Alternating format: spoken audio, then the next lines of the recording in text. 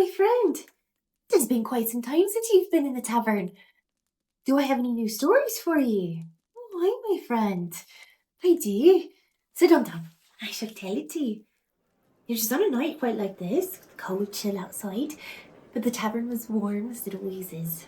Lanterns lit, warm stew made. I'd been working all day long and had finally sat down with my own bowl of stew and tankard of ale. Oh, just thinking about it makes me hungry now. That is when I heard, just outside of my eye line, a tiny, frustrated little whisper. When I looked over, I saw a little fairy sitting on the rim of an empty tankard, looking quite distraught. Oh, my friend, it's not the first time that I had seen a wayward traveller in need of a little guidance. Oh, if you could see him.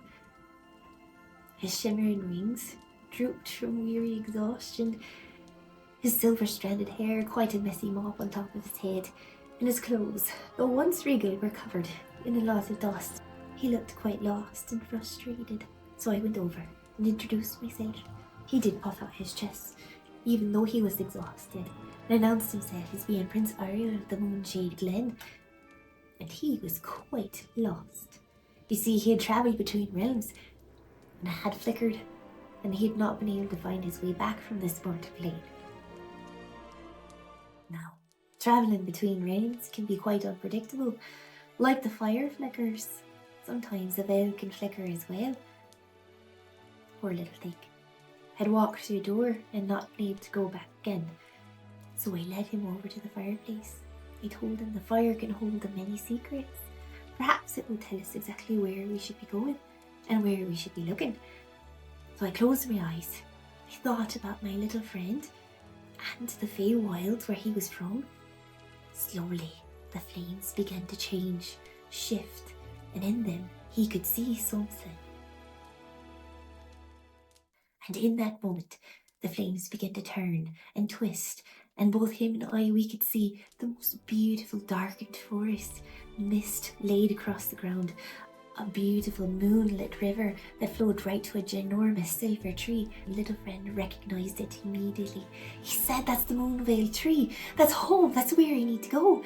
And in that moment, I locked eyes with him. I took a little sprig of rosemary and flung it into the fire. Then an orb did open up right there in the middle of the fireplace. I could see the Moonveil tree. I could see his family of fairies floating around, so I could see that his weary eyes did brighten with hope that he would be home soon.